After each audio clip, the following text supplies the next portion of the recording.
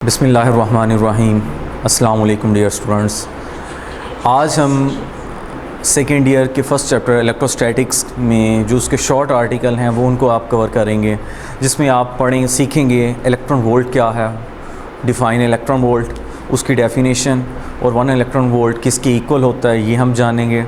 उसके बाद हम जानेंगे कंपैरिजन हम करेंगे इलेक्ट्रिक फ़ोर्स का ग्रेविटेशन फोर्सेस के साथ कि इलेक्ट्रिक फोर्सेस क्या हैं और ग्रेविटेशन फोर्सेस क्या हैं, तो इन दोनों में हम डिफ्रेंशिएट करेंगे। तो ये आज के हमारे टॉपिक्स होंगे। तो सबसे पहले चलते हैं इलेक्ट्रॉन वोल्ट क्या है। तो सबसे पहले जो आप जान लें कि इलेक्ट्रॉन वोल्ट जो है वो आपका यूनिट है किसका, एनर्जी का। इलेक्ट्रॉन वोल्ट एनर्जी का यूनिट है।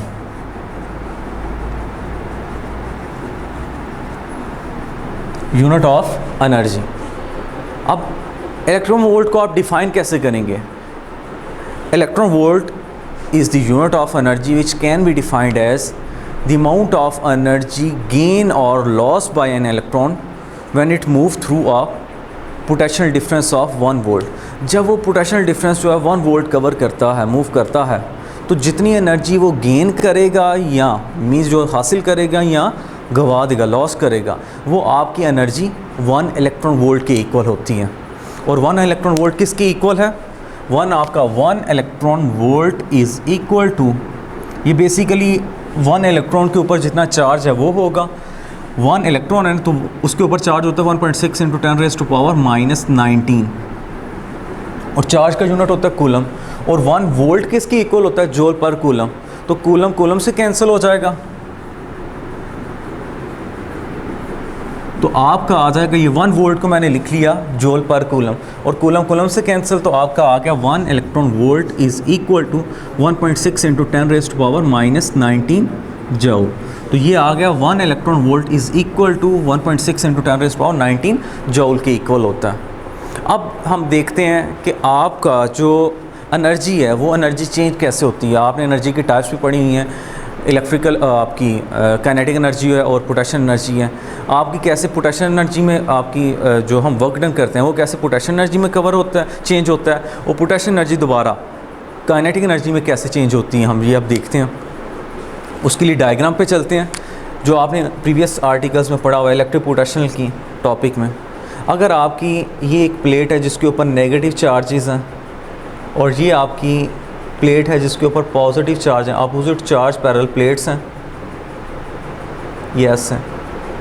अब आपका एक इलेक्ट्रॉन इधर पड़ा हुआ है, अब इसने मूव करना है। अब ये आप इलेक्ट्रॉन के ऊपर नेगेटिव चार्ज होता है, अगर आपका ये ऊपर की तरफ मूव करता है, पॉजिटिव चार्ज की तरफ मूव करता है, तो ये बेसिकली आपने पढ़ा हुआ है जो इलेक्ट्रिक पोटेंशियल क्या है, वो आपका work done on a unit positive charge है, work done AB over unit positive charge, जो आपका यहाँ इलेक्ट्रॉन है जिसको मैं Q0 भी कह सकता हूँ। अब ये देखिए, आपका आपने इस प्रीवियस टॉपिक में पढ़ा था इलेक्ट्रिक पोटेंशियल में कि ये आपका जो वर्क डन है वो पोटेंशियल एनर्जी में चेंज हो जाता है। वो कैसे? क्योंकि इधर आपका जो पोटेंशियल है वो VA है और इधर जो आपका पोटेंशियल है वो VB है, तो ये चेंज इन पोटेंशियल है। जब आप इस पॉइंट से VA से A पॉइंट से उसको B पॉइंट पे मूव करेंगे तो मूव करवाने के लिए आपको वर्क डन करना पड़ेगा, और वो वर्क डन चेंज हो जाता है पोटेंशियल एनर्जी में। तो इसको आप ऐसे भी लिख सकते हैं, work done is equal to del U over Q0। तो ये शो कर रहा है चेंज इन पोटेंशियल एनर्जी। तो change in potential energy delta U किसके इक्वल आ गया? Q0 del V कह सकते हैं आप इसको। ये इक्वेशन आ गया आपकी। अब आप देखें, अगर आप इस पॉइंट से B पॉइंट से उसको छोड़ दें दोबारा, तो वो नीचे की तरफ मूव करेगा। पोजीशन की वजह से जो आपकी एनर्जी होती है वो पोटेंशियल एनर्जी होती है, और जो मोशन की वजह से होती है वो आपकी काइनेटिक एनर्जी होती है। अगर आप छोड़ेंगे तो दोबारा वो मूव करेगा विद एन इलेक्ट्रिक फील्ड। तो आपका जब इलेक्ट्रिक फील्ड में वो मूव करेगा तो उसकी काइनेटिक एनर्जी, ये पोटेंशियल एनर्जी काइनेटिक एनर्जी में चेंज हो जाएगी। तो इसको ऐसे लिखा जा सकता है Q0 del V, ये आ जाएगा। और जैसा कि आपको मैंने बताया है कि ये आपकी जो चार्ज है वो आपका इलेक्ट्रॉन है, तो वो आपका 1.6 × 10⁻⁻19 आ जाएगा, और आपका जो 1 वोल्ट होता है वो जूल पर कूलम की इक्वल होता है। तो यहाँ से आप फिर ये इक्वेशन आपकी आ जाएगी। अब ये आपसे इधर से एक MCQs आता है, आपको इतना तो पता है 1 electron volt is equal to how many joules, तो वो आते हैं 1.6 × 10⁻⁻19 जूल। और अगर आपसे ये पूछ लिया जाए 1 joule is equal to how many electron volts, 1 joule कितने इलेक्ट्रॉन वोल्ट की इक्वल है, ये तो पता है मुझे। 1 electron volt is equal to 1.6 × 10⁻19 joule and 1 joule is equal to how many electron volt, तो वो भी इधर से निकाला जा सकता है। तो ये देखें 1 जूल आपका ये जो टर्म है ये मल्टीप्लाई हो रही है जूल के साथ, अपोजिट साइड पे जाके डिवाइड हो जाएगी। तो ऐसे मैं लिख सकता हूँ 1 joule is equal to 1/1.6 × 10⁻19 electron volt. ऐसे जब 1/1.6 × 10⁻19 करेंगे तो यहाँ से वैल्यू आ जाएगी 6.25 × 10⁻18 electron volt is equal to 1 joule. तो इसको अंडरलाइन कर लें, ये वेरी इंपॉर्टेंट। ये आपका मल्टीपल टाइम्स MCQs में आ चुका हुआ कि 1 joule is equal to how many electron volts, तो 6.25 × 10⁻18 इलेक्ट्रॉन वोल्ट होता है। तो ये इन दोनों इक्वेशंस को मार्क कर लें, वेरी इंपॉर्टेंट। ये टर्म्स आपने वैल्यूज़ याद रखनी हैं। तो ये था आपका इलेक्ट्रॉन वोल्ट। इलेक्ट्रॉन वोल्ट में बताता हूँ, दोबारा रिपीट करता हूँ। इलेक्ट्रॉन वोल्ट आपका एनर्जी का यूनिट है और ये वो एनर्जी है जो एक इलेक्ट्रॉन गेन करता है या लॉस करता है when it move through a potential difference of 1 volt. और ये आगे आपको टर्म्स जो बताएंगे इक्वेशंस, ये आपने याद करनी है। अब आगे आप नेक्स्ट टॉपिक के ऊपर जा चलते हैं, वो है आपका कंपैरिजन है इलेक्ट्रिक फोर्सेस का ग्रेविटेशन फोर्सेस के साथ। इलेक्ट्रिक फोर्सेस क्या हैं? तो सबसे पहले इलेक्ट्रिक फोर्सेस जो आपने चैप्टर को स्टार्ट किया था इलेक्ट्रोस्टैटिक्स में, तो आपने कूलम्स लॉ पढ़ा था। तो कूलम्स लॉ आपको बताता है कि एक चार्ज दूसरे चार्ज के ऊपर फोर्स वो लगाता है, वो फोर्स अट्रैक्टिव भी हो सकती है, रिपल्सिव भी हो सकती है, लेकिन वो कितनी है उसकी मैग्नीट्यूड आपने कूलम्स फोर्स से निकाली थी। और वो कूलम्स लॉ आपको क्या कहता है? कहता है फोर्स ऑफ अट्रैक्शन और repulsion between the charges is directly proportional to the product of their charges and inversely proportional to the square of the distance between the charges.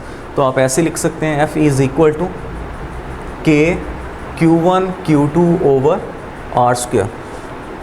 जबकि आपके ग्रेविटेशन फोर्स में आपने पढ़ा था, ग्रेविटेशन फोर्सेस में आपने पढ़ा था कि आपका जो फोर्स होती है वो डायरेक्टली प्रोपोर्शनल होती है product of their masses and inversely proportional to the square of the distance, inversely proportional to the square of the distance between the masses. तो ये फार्मूला आप ऐसे लिखते हैं F is equal to G m1 m2 over R square. तो ये आपका formula है लॉ ऑफ ग्रेविटेशन का, ये फार्मूला है आपका कूलम्स लॉ का। तो अब आगे चलते हैं सेकंड पॉइंट के ऊपर। इधर जो K की वैल्यू होती है वो K की वैल्यू होती है 9 × 10⁻9 न्यूटन मीटर स्क्वायर पर कूलम स्क्वायर, ये होती है। और ये वैल्यू लार्ज वैल्यू है, 9 × 10⁻9 लार्ज वैल्यू है। तो आप कहेंगे कि जो आपका इलेक्ट्रोस्टैटिक जो आपका कांस्टेंट है, इलेक्ट्रोस्टैटिक कांस्टेंट K, उसकी वैल्यू लार्ज होती है और वो कितनी है? 9 × 10⁻9। जबकि आप ग्रेविटेशन फोर्स का देखें, ये जो आपका ग्रेविटेशन कांस्टेंट है K G, इसकी वैल्यू स्मॉल होती है और वो कितनी होती है? 6.673 × 10⁻11 न्यूटन मीटर स्क्वायर पर kg स्क्वायर, ये होती है। आगे हम चलें तो हम कह सकते हैं इलेक्ट्रोस्टैटिक फोर्सेस जो हैं आपकी वो अट्रैक्टिव भी होती हैं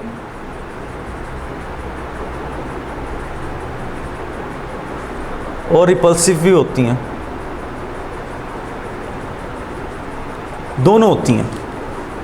जबकि ग्रेविटेशन फोर्सेस जो हैं वो आपकी जस्ट ओनली अट्रैक्टिव।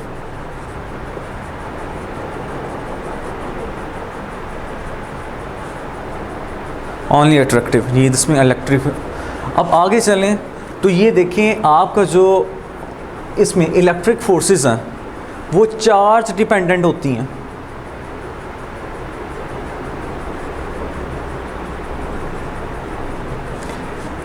ये कौन सी होती हैं? ये मैस डिपेंडेंट होती हैं।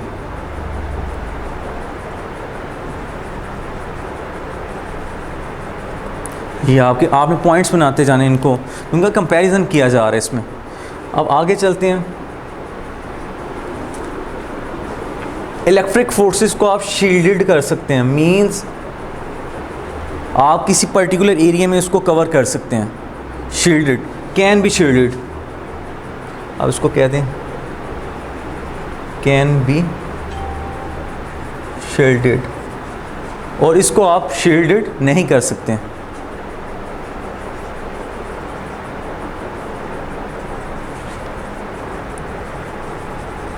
इसको शील्डेड नहीं किया जा सकता। तो ये है। आगे चलते हैं। जो आपकी इलेक्ट्रोस्टैटिक फोर्सेस होती हैं वो शॉर्ट रेंज होती हैं,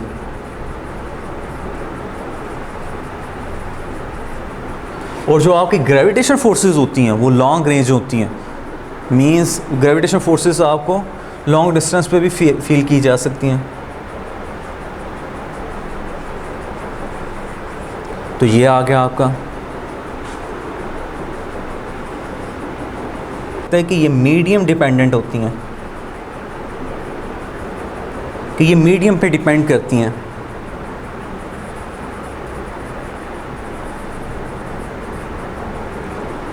क्योंकि जैसे जैसे मीडियम वेरी करता है आपके इलेक्ट्रोस्टैटिक फोर्सेस भी वेरी करती हैं। तो आपने जो फर्स्ट आर्टिकल पढ़ा था इस चैप्टर का, तो उसमें आपने पढ़ा था effect of a medium on coulomb force.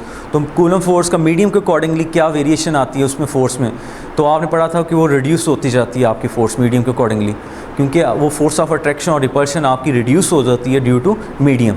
तो आपकी इलेक्ट्रोस्टैटिक फोर्सेस भी रिड्यूस हो जाती हैं। तो इसे कहा जा सकता है कि मीडियम डिपेंडेंट होती हैं, जबकि आपकी जो ग्रेविटेशन फोर्सेस हैं does not depend upon medium.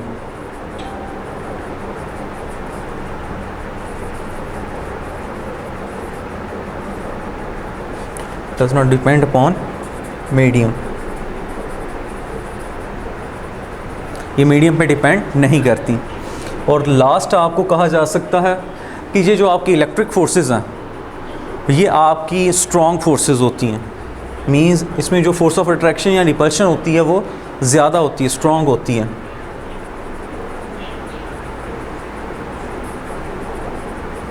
और जो आपकी ग्रेविटेशन फोर्स है ये आपकी वीक फोर्स होती हैं, वीक फोर्स होती हैं। ये आपको फील नहीं हो रहा होता, लेकिन आपकी ग्रेविटेशन फोर्सेस होती हैं और वो आपके ऊपर, आपकी बॉडी के ऊपर, किसी भी बॉडी के ऊपर वो लग रही होती हैं। तो ये था आपका कंपैरिजन जो आपने इलेक्ट्रिक फोर्सेस और ग्रेविटेशन फोर्सेस के दरमियान किया। तो इस टॉपिक में ये अभी जो आपको मैंने डिफरेंस बताए हैं इलेक्ट्रिक फोर्सेस और ग्रेविटेशन फोर्सेस के दरमियान, तो ये मैंने आपको डिससिमिलैरिटीज़ बताई हैं। ये बेसिकली इधर लिख लें, ये आपकी डिससिमिलैरिटीज़ हैं।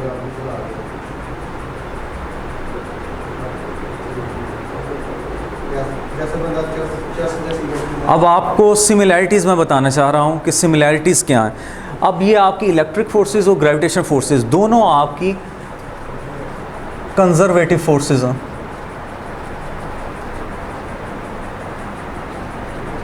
दोनों आपकी कंजर्वेटिव फोर्सेस हैं, एक ही है। अब देखें, दो सेकंड सिमिलैरिटी क्या है, जो आपकी इलेक्ट्रिक फोर्सेस हैं वो भी इन्वर्स स्क्वायर लॉ को ओबे कर रहा है।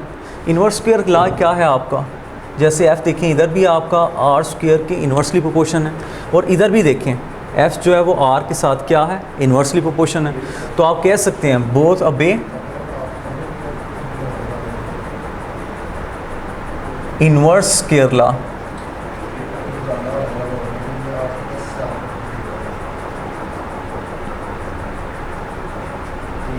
इस लॉ को ओबे करते हैं।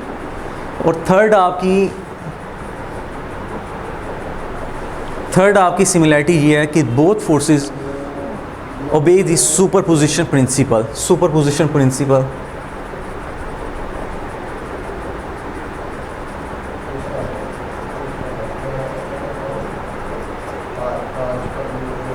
दोनों जो है आपकी सुपरपोजिशन प्रिंसिपल को ओबे करती हैं। अब आपका सुपरपोजिशन प्रिंसिपल क्या है, ये आप फर्स्ट ईयर में चैप्टर नंबर 8 में वेव्स के टॉपिक में 8.4 आर्टिकल है, वहाँ आप पढ़ के आए हैं। और ये जो आपकी कंजर्वेटिव फोर्सेस कौन कौन सी होती हैं, कंजर्वेटिव फोर्सेस आपने पढ़ी थी फर्स्ट ईयर में चैप्टर नंबर 4 में 4.3 आर्टिकल के लास्ट पे, कि जो आपने पढ़ी थी जो आपके पाथ पे डिपेंड करती हैं, वो आप कंजर्वेटिव फोर्सेस होती हैं, और जो नहीं करती वो नॉन कंजर्वेटिव फोर्सेस होती हैं, और लास्ट पे आपने उनके पैराग्राफ भी पढ़े थे।